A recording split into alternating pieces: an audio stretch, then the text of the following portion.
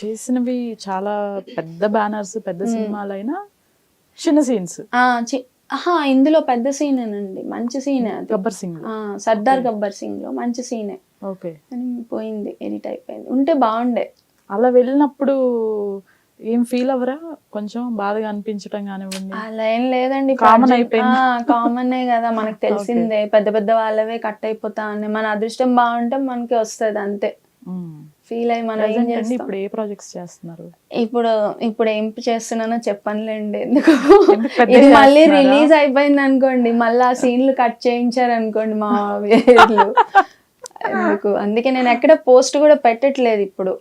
పలానా సినిమా చేస్తున్నాను, ఈ షూట్ జరుగుతుందని బాగా అనిపించి అరే ఈ గెటప్ బాగుంది అంటే డిస్ప్లే చేస్తున్నాను, ఒక ఫోటో తీసి పెడుతున్నాను. లేకపోతే అది కూడా నేను మెన్షన్ చేయట్లే పలానా ఫిలిం చేస్తున్నాను అని. ఎందుకు, ఇప్పుడు టర్మ్స్ బాగాలేవు కదా. సో వీళ్ళు మళ్ళీ ఎక్కడైనా ఇంటర్ఫీర్ అయ్యి ఎందుకు ఆ సినిమా చేస్తుందా, మీ బ్యానర్లో చేస్తుందా అని పెట్టారనుకోండి, అది ఉన్నది కూడా పోతుంది. మీ పర్సనల్ లైఫ్కి వస్తాను. ఏముంది ఇప్పుడు, అది కూడా ఏం లేదు. లేదు అంటే తెలియాలి కదా, అట్లీస్ట్ వాట్ ఈస్ వాట్, ఇప్పుడు ప్రెసెంట్ ఏం జరుగుతుంది అనేదైనా తెలియాలి కదా. ఆల్రెడీ సింగిల్ పేరెంట్ గా ఉన్న మీరు ఫస్టే ఉన్నారు, ఫస్ట్ నుంచి. హౌ ఇట్ స్టార్టెడ్ అండి అసలు? ఎలా ఏది పరిచయం, ఎలా అసలు మీరు అంత త్వరగా ఎలా యాక్సెప్ట్ చేశారు? త్వరగా ఏం యాక్సెప్ట్ చేయలే, అది చాలా స్ట్రగుల్స్ లోనే జరిగింది లేండి. అంత ఈజీ మూవింగ్ ఏం కాదు అది. అంటే అనుకోవడం ఏంటంటే ఏదో 5 years ఉన్నాం అది ఇది అనుకుంటున్నారు కానీ ఆ 5 years లో కూడా హార్డ్లీ లైక్ 3 years అంతే. సో ఇప్పుడు షూట్స్ టైమ్స్ కూడా మనకి వాళ్ళు అవుట్డోర్ నేను అవుట్డోర్ అట్లా వెళ్తూ ఉంటాం. మీరు కలిసి ఉన్నది అడగట్లేదండి నేను, యాక్చువల్ గా ఒక ఏదో అది కూడా పాయింట్ కూడా యాక్సెప్టెన్స్ అన్నది it was like not in a smooth way, not in a healthy way. It all happen. ఎట్లా అయితే అన్హెల్దీగా అండ్ డిస్టర్బెన్స్ గా స్టార్ట్ అయిందో అట్లనే క్యారీ అవుట్ కూడా అయిపోయింది. మనం ఏంటంటే డైవర్ట్ అవుతూ ఉండేదాన్ని. మళ్ళీ మనకి ఒక డిస్టర్బెన్స్ జరిగింది ఈ రోజు, ఆ తర్వాత మనం రేపు షూట్ ఉంటుంది. సో నేను మళ్ళీ ఇమీడియట్ డైవర్ట్ అయ్యేదాన్ని. ఆ 3-4 days నా పనిలో ఉండేదాన్ని, దీన్ని కొంచెం ఇగ్నోర్ చేసేదాన్ని. మళ్ళీ ఆఫ్టర్ ఇప్పుడు నా షూట్ అయిపోయిన తర్వాత తనకి షూట్ ఉండేది. సో తను ఆ వీక్లో అవుట్డోర్ వెళ్ళడమో లేకపోతే ఇక్కడే మార్నింగ్ టు ఈవినింగ్ జరగడం వల్ల ఏంటంటే చిన్న గ్యాప్ వచ్చేది. సో ఈ గ్యాప్లో ఈ రికవర్ అయ్యేది, మళ్ళీ తర్వాత మళ్ళీ నార్మల్. సో దానివల్ల మాకేంటంటే డిస్టర్బెన్స్ ఉన్నా కూడాను అది అలా క్యారీ అవుట్ అయింది అట్లా. సో మళ్ళీ నార్మల్ అవ్వడం, it was like nothing but ఒక ఫ్యామిలీ లైఫ్లో గొడవలు వచ్చి మళ్ళీ కామన్ అయ్యి మళ్ళీ ఎట్లా క్యారీ అవుట్ అవుతున్నారో సేమ్ అలానే జరిగింది. కాకపోతే నాదేంటంటే ఇప్పుడు మాది ఇప్పుడు ఏం లీగల్ కాదు కదా. అది లీగల్ అంటే ఏదో వెళ్ళేసి డివోర్స్ పెట్టేసుకొని రావడానికి, వద్దు అంటే ఆగాలి, అది ఆగలేదు అక్కడితోటి. సో అది మళ్ళీ వచ్చి బతిమలాడుకోవడమో లేకపోతే ఇంకో వేలో రావడమో, సో అట్లా. ఓకే, లీగల్ కాదు అని మీకు తెలుసు, ఇది రిస్క్ అని తెలుసు. రిస్క్ కాదండి, లీగల్ కాదు కాబట్టి మనకి ఎప్పుడన్నా వద్దు అనుకుంటే ఇది ఆగిపోయే రిలేషన్ కాబట్టి ఇట్స్ ఫైన్ అనుకున్నా. బట్ అలా ఆగలేదు కాబట్టి it made a big trouble for me అట్లా. కానీ మీరు ఫస్ట్ చెప్పింది మీడియా ముందుకు వచ్చి మ్యారేజ్ చేసుకుంటాను అని చెప్పేసి ఇంట్లో ఉంది, డిస్టర్బెన్స్ ఉంది కాబట్టి నేను ఇట్లా క్యారీ అవుట్ చేస్తానంటేనే లైక్ ఓకే చూద్దాము. బట్ అది అయిన తర్వాతే కదా, నేను చదువుకున్నానే కాబట్టి అది అయిన తర్వాతే we can proceed legally. If not it will be like ఉండే నీ ఇట్లాగా, దానివల్ల నీకు నష్టం లేదు నాకు నష్టం లేదు, నేనేమో ఇది చేయట్లేదు కాబట్టి అయిన తర్వాతే వీల్ క్యారీ అవుట్ అని చెప్పి అనేదాన్ని. బట్ అక్కడ అలా ఉండదు. పర్సనల్గా వచ్చినప్పుడు ఏమవుతుంది, ఇంకోటి ఏదో టాపిక్స్ మాట్లాడతాం, మళ్ళీ కామన్ వేలో మనం క్యారీ చేసుకుంటా ఉంటాం. 2018 or 17 అండి మీరు కేసు ఫైల్ చేసింది? 20 అండి. 20 కోవిడ్ టైంలో కదా. ఆ కోవిడ్లో కూడా టార్చర్ ఉండే. మా పేరెంట్స్ ఇంట్లో ఉండేవాళ్ళు. సో కోవిడ్లో అసలు ఫుల్ రెస్ట్రిక్షన్స్ కదా మనకి. నేను అప్పుడు ఇక్కడే ఉండేదాన్ని, ఎస్ఆర్ నగర్ వెంగళరావు నగర్లో ఉండేదాన్ని. వాళ్ళ రెసిడెన్స్ వచ్చి ఇక్కడ Srinagar colony, not much far. So అప్పుడు కూడా లైక్ లేదు చూడాలి రావాలి అంటే, సరే నువ్వు రా అంటే లేదు కార్ ఇట్లా కాదు అంటే, మళ్ళీ నేను రాకపోతే తను వస్తానని.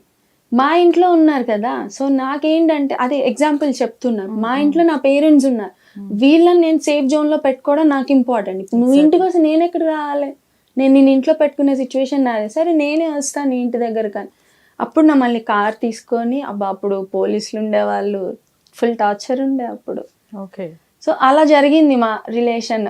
సో ఇదొక ఎగ్జాంపుల్ అని చెప్తున్నా. ఎడ్యుకేటెడ్ మల్టిపుల్ అయినాయండి. నేను ఒక నైట్ అయితే అసలు నడుచుకుంటానే వెళ్ళిపోయి కార్ తీయడానికి కార్ కీస్ వాడు హోల్డ్ చేస్తే అలా కాదనుకో నేను వాక్ చేసుకుంటూ I have all the things కదా, నేను రోడ్ మీద నడుచుకుంటూ వెళ్ళిపోయి ఆ నైట్ అయినా నేను కేసు ఫైల్ చేద్దామని వెళ్ళిన రోజు కూడా ఉంది.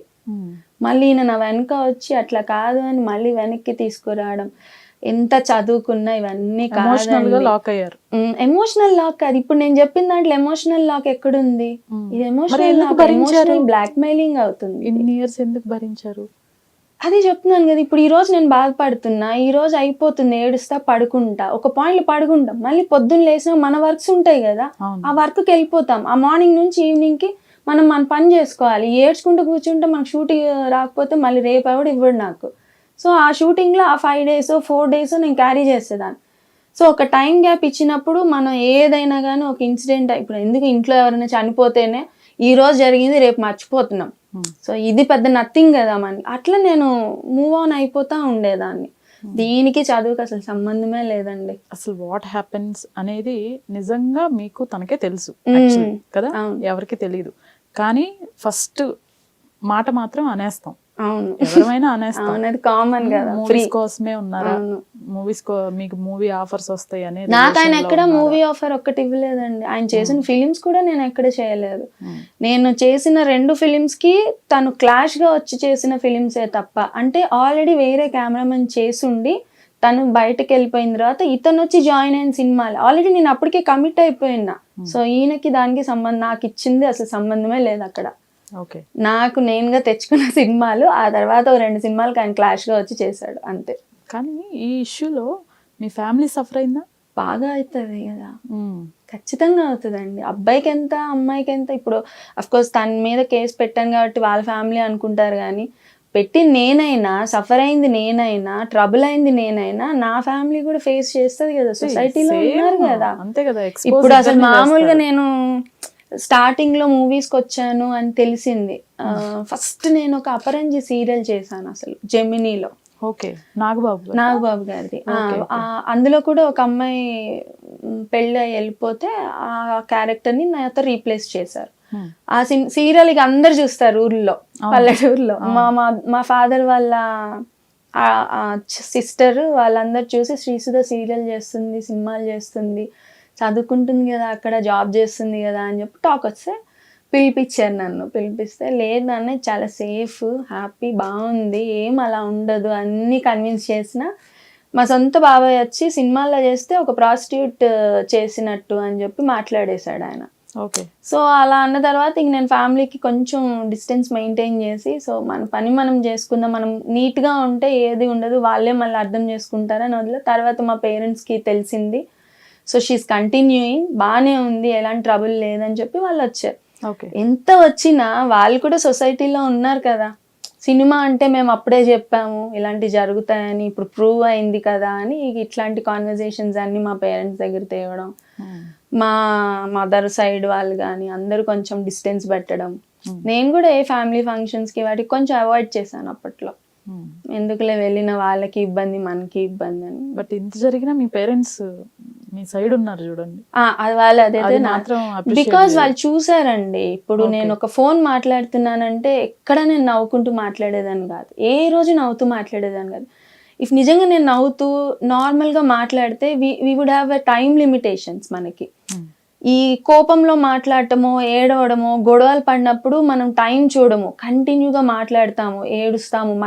మన మూడ్ డిఫరెంట్ ఉంటుంది. ఆ మూడ్ని తీసుకొచ్చి మనం ఇంట్లో వాళ్ళ మీద చూపిస్తాం. సో వాళ్ళకి అర్థమైంది ఇది ఏదో తేడా జరుగుతుంది, ఏమో జరుగుతుంది, షీఈస్ సఫరింగ్ అన్నది తెలిసింది. సో ఈ బయటకు వచ్చినప్పుడు కూడా ఓకే, మనకు అప్పుడు అనిపించింది తను ఇదే సఫర్ అయింది, అట్లీస్ట్ ఇప్పుడు కన్నా బయటపడింది, ఓకే డబ్బులు పోతే పోయినాయి, షీ సేఫ్ కదా, ఇంకా ఫ్యూచర్లో జరగకుండా ఆగింది, అందుకు మనం సంతోషించాలండి వాళ్ళకి.